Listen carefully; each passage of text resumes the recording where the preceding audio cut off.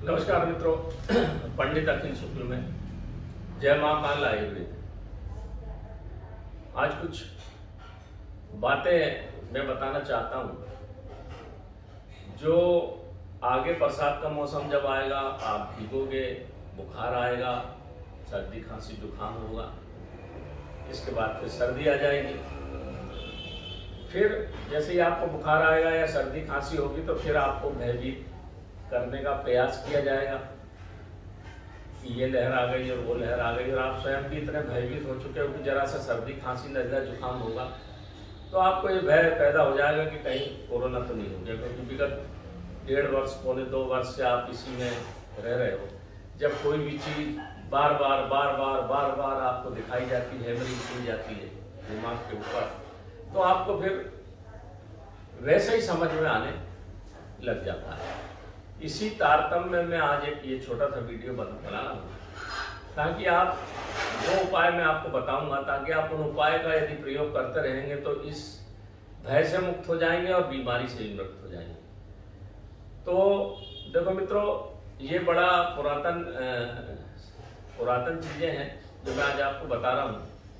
रावण को जैसे कि लोगों ने बुराई करा, और या बुराई हर व्यक्ति, संसार में ऐसा कोई भी व्यक्ति नहीं है जिसके अंदर अच्छाई ना हो।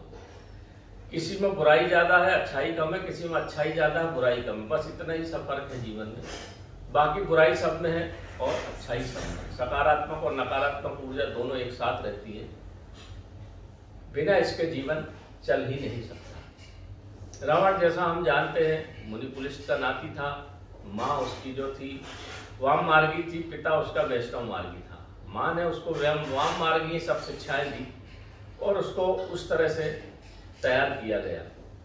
आपने शायद अपन ने ध्यान नहीं दिया, जो आपने देखा होगा कि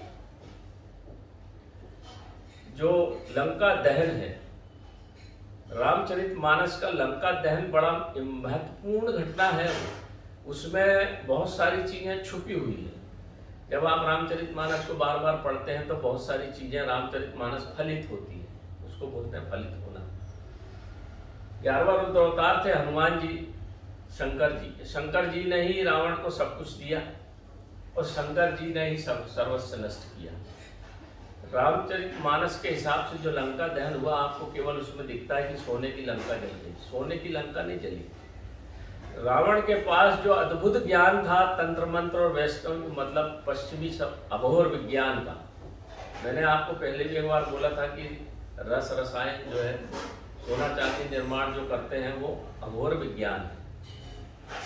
तो जो उसका जो पश्चिमी ज्ञान जो था, वाम मार्गी जो ज्ञान था, उसकी जो किताबें और जो शास्त्र था उसको नष्ट करना जरूरी था, क्योंकि सब लोग भगवान शंकर या भगवान राम ये जानते थे कि इसके मृत्यु के उपरांत ये सब शास्त्र लोगों में बटेंगे और फिर उसका दुरुपयोग होगा। इसलिए लंका दहन में उसके पूरे लंका के साथ शास्त्रों का दहन हुआ।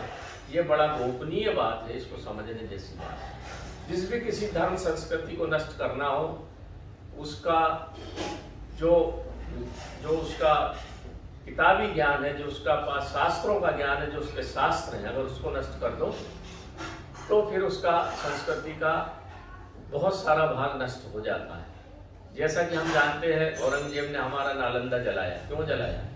क्या जरूरत थी उसको नालंदा जलाने की? बाकी से तो नहीं जलाई। नालंदा को सबसे पहले क्यों जलाया? क्योंकि वो जानता था, नालंदा विश्वविद्यालय नाम ही नालंदा से पड़ा, 1000 वहाँ शिष्य थे, और नागार्जुन जिसके वाइस चांसलर थे। ऐसी बड़ी यूनिवर्सिटी थी जो 3 साल तक किताबों इतनी थी कि जलता रहा, इसमें से जो जिसको मिला लेके चला गया, और आज भी लोगों के पास है।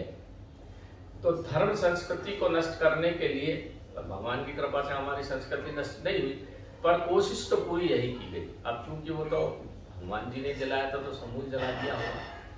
क्योंकि देखिए, जो आदिवासी में बार बार जो आदिवासी की बात करता ना, वो मेघनाथ को मानते थे। दुनिया का सबसे बड़ा तांत्रिक मेघनाथ से बड़ा तांत्रिक इस संसार में दूसरा नहीं हुआ। उसके बाद फिर मच्छिंद्रनाथ हुए या गोरखनाथ हुए, तो बात के उस समय का सबसे बड़ा तांत्रिक वो था, इसलिए उसको आदिवासी मानते हैं और मेघनाथ की पूजा करते हैं। वो एक डंडा लगाते हैं, इसलिए आदिवासियों का तंत्र विज्ञान सबसे खतरनाक है।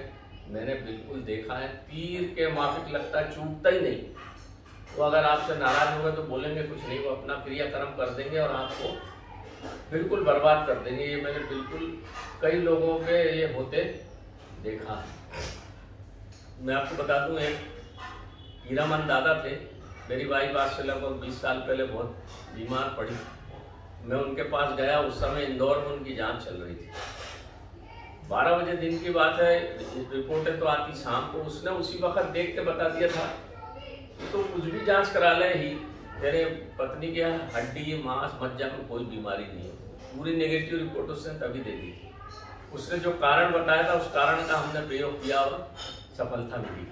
मैं इसलिए बोलता हूँ आपसे कि जो आदिवासियों का ज्ञान है वो अभूतपूर्व है। इसी प्रकार से रावण को जो लोग बुरा बोलते थे, रावण ने कुछ किताबें लिखी है, रस रसायन की किताब लिखी, क्योंकि मैं बनारस में जाता रहता था बाबा के साथ। वहाँ के जो पंडित जी थे, वो एक नाड़ी विज्ञान मेरे पास, और ये देख लीजिए, इसमें साफ लिखा हुआ है लंकाधिपति रावण का अर्क प्रकाश। ये दिख जाए आपको तो ठीक है, अर्क प्रकाश। ये रावण के द्वारा लिखी गई किताब है, संस्कृत में लिखी थी। इसको पंडित हरिप्रसाद भागीरथ जी ने, इसका नारायण प्रसाद दास मुकुंदकृत द्वारा इसका टीकाकरण किया गया, संस्कृत से हिंदी में की गई और फिर इसके मुद्रण हुआ। इसी में के कुछ अंश निकाल के मैं आपको बताता हूँ। अद्वितीय किताब ये, उसमें एक रस रसायन की भी किताब थी जिसमें 101 प्रकार की पारद गुटकाएं बनी हुई हैं। 21 प्रकार की तो मैं जानता हूँ, बाकी बना पाना संभव नहीं है, क्योंकि वो पूरा घोर विज्ञान है। मनुष्य की खोपड़ी और फलाना जमाने भर की चीजें वो अपने बस का ब्राह्मण आदमी अपन कर नहीं सकते। अपन उसमें कुछ बातें बताई गई, ऋषियों ने कुछ बातें बताई हैं कि ब्राह्मण आदमी या कोई भी व्यक्ति को तिलक क्यों लगाते हैं। तिलक इसलिए लगाते हैं, हमारा आज्ञा चक्र हमेशा एक्टिव रहता है। जब भी आप किसी से बात करें तो आज्ञा चक्र देख के बात करें। तो इसमें जो पंडित लोग थे, बड़े होशियार थे, उन्होंने क्या करा, अपना आज्ञा चक्र को इस तिलक से छुपा लेते हैं ताकि कोई उनको प्रभावित न कर सके। महिलाएं भी जो बिंदी और तिलक लगाती थी वो भी इसलिए छुपाती थी कि कोई पर पुरुष उनको अपने में वशीभूत न कर सके। ये तिलक का विज्ञान है जो इसमें भी दिया हुआ है और भी जगह दिया हुआ है। तो इसमें से निकाली हुई कुछ बात मैं आपको बताता हूँ, आप वो देख लें। बड़ा सरल चीज है, इसमें नोट कर लीजिए आप। जीरा, सौंठ ऐसी वाली लेना है, अदरक के जैसी अदरक को उसमें रख देते हैं, सूना में वो वाली सौंठ काम की नहीं, ओरिजिनल सौंठ ये है, ऐसे डिगली में आई। धनिया खड़ी लेना है, पिसी नहीं। पीपर ये है, लैंडी पीपर लेना है। लैंडी पीपर लेते समय ध्यान रखना आप उसमें खराब ना हो, बिल्कुल काले रंग की हो, उसमें तेज खुशबू आती, मुंह से आप चखेंगे तो तीखा लगना चाहिए। पीपलिया मूल, ये भी बाजारों में नहीं जाती। कुटकी, कुटच जिसको बोलते हैं, मैंने दिखाया भी था कुटच, ये भी बाजार में मिल जाती। काली कुटच बुखार को उतारने में बहुत अच्छा काम करती है। कड़ू चिरायता, लौंग, वायविडंग, गिलोय का चूर्ण, मिश्री, थोड़ी सी मिश्री, और नीम की अंतरचाल और खूब कला, ये बाजार में मिल जाता है। ये इस प्रकार से ये 12 चीजें हैं मित्रों, फिर से पढ़ देता हूँ। जीरा, सौंठ, धनिया खड़ी, लैंडी पीपर, पीपला मूल, कुटकी, कड़ू चिरायता, लौंग, बायबिडंग, गिलोय का चूर्ण, मिश्री, नीम की अंतरछाल, ऊपर की नहीं अंदर की, अंतरछाल है ना अंदर की, और खूब कला। इसको आप 100 ग्राम ले लो। 100 ग्राम ले लोगे तो ये हो जाएगा 1200 ग्राम, 1 किलो 200 ग्राम हो गया ये। इसमें से आपको जब भी किसी को बुखार हो, इसको बोलते हैं सर्वजरनाशक ज्वरनाशक चूर्ण। सभी प्रकार के ज्वरों को समूल नष्ट करने वाला ये चूर्ण है। इसमें से 100 ग्राम लेना है हमको, 1 पाव पानी में डाल के उबालना है। जब 1 पाव पानी का 25 ग्राम पानी बचे, अंदाजन 2 कप पानी बचे, ठंडा करके रख लीजिए। आधा कप दिन में 4 बार पिला दीजिए। किसी भी प्रकार का बुखार हो, किसी भी प्रकार का बुखार हो, ये तत्काल उतार देता है। इसको 2 दिन 3 दिन पिला दीजिए। पुराने से पुराना बुखार, हड्डी का बुखार, किसी भी प्रकार का बुखार जो आपको ये कोरोना हो जाता, कहीं कुछ हो जाता तो बुखार आता, उतर नहीं रहा, 20 दिन हो गए, 25 दिन हो गए, इसका प्रयोग करिए मित्रों। ये मैंने बड़ी मेहनत से ढूंढ के निकाला है, बिल्कुल बुखार उतर जाएगा। इसको घर में बना के रखिए, क्योंकि आगामी समय कहूँ डेंगू हो जाए, आपको मलेरिया का बुखार आ जाए, अभी वायरल फीवर शुरू हो जाएगा, उसी को लोग फिर कुछ भी बोलने लगेंगे, फिर आपका पैसा समय बर्बाद होगा। बच्चों को भी पिला सकते हैं, बड़ों को भी पिला सकते हैं, बुढ़ों को भी पिला सकते हैं।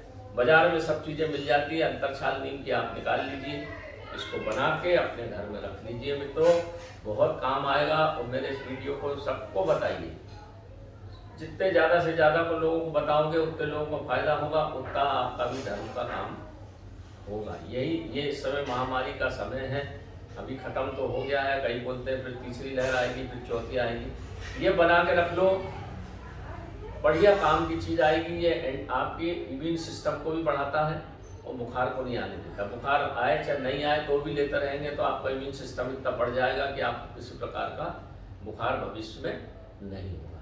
ये तो एक चीज हुई। अब मैं आपको दूसरी चीज बता देता हूँ, इन दोनों को बना कर रखना है आपको।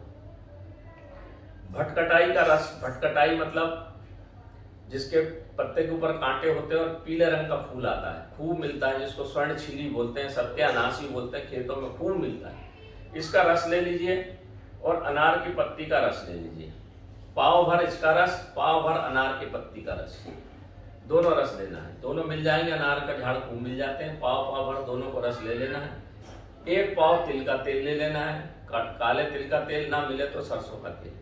इसमें इन दोनों चीजों को डालकर धीमी आंच में 2-3 घंटे पका लीजिए, ये पूरा जल जाएगा। इस तेल को छान के शीशी में भर के रख लीजिए। इसको नाक के इधर पे 2 बूंद रात को और 2 बूंद सवेरे डाल के इस तरफ डाला और इसको ऐसा बंद करके ऐसा खींच लिया, इधर डाला 2 बूंद ऐसा खींच लिया। ये मित्रों किसी भी प्रकार का जो दिमाग में कफ है, लंग्स में कफ है, सीने में कफ है, आपके ट्रेकिया में कफ है, समस्त कफ को निकाल के ये बाहर फेंक देता है। इसको बना के रख लो तो आपके कफ होगा ही नहीं, ना नाक में होगा, ना ट्रेकिया में होगा, ना लंग्स में होगा, कहीं कोई कफ जमेगा नहीं आपके।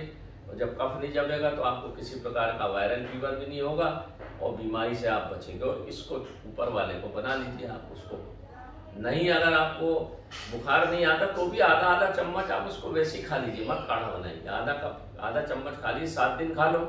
और ये नाक में डालना है आपको। बाहर जब भी जाना है नाक में 2 बूंद सवेरे डाल के बाजार से घूम आओ, शाम को आके नहा धो कर डाल लो, पूरा कफ निकल जाएगा।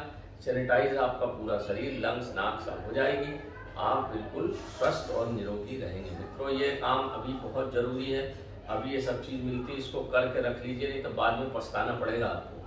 क्योंकि जैसे ही पानी बारिश होगा आप भीगेंगे, फिर नजला, सर्दी, जुकाम, खांसी, वायरल फीवर, जमाने भर की चीजें होंगी। ये सुरक्षा के उपाय हैं। पहले से बारिश आने के पहले अपनी खेत में मेड़ बांध लो ताकि पानी घुसे नहीं। फिर आप नहीं तो देख ही रहे कितना लूटपाट मची हुई है। बेचारे बहुत सारे डॉक्टरों ने तो अपनी जान गंवा दी, नर्सों ने अपनी जान गंवा दी, पुलिसकर्मी मर गए अपनी सेवा करते करते। बहुत सारे तो इस प्रकार के लोग हैं। इसी के साथ साथ दुष्ट भी हैं जिन्होंने खूब लूटा, नकली इंजेक्शन बेचे, नकली दवाई बेची, ऑक्सीजन बेची, सब कुछ बेचा। आपने दोनों तरह की चीजों को बहुत अच्छे से देखा है, बहुत अच्छे से अध्ययन किया है, बहुत अच्छे से आप समझते हैं, बोलने की आवश्यकता नहीं है। सावधानी बहुत जरूरी है। मेरे हिसाब से इस तरह की सावधानी करेंगे तो आयुर्वेद का भी नाम होगा, आपका समय भी बचेगा, बीमारी से आप बचेंगे और स्वस्थ रहेंगे, आपके बच्चे भी स्वस्थ रहेंगे। तो मेरा इतना अनुरोध था मित्रों। देखो मित्रों, मैं आपको एक बहुत अच्छी बात बता दूं, जैसा कि लोग बोलते हैं हम विकसित हो गए, हम बड़े भौतिकवादी हो गए, बड़ा हमने ज्ञान प्राप्त कर लिया। आप अगर गहरे में देखेंगे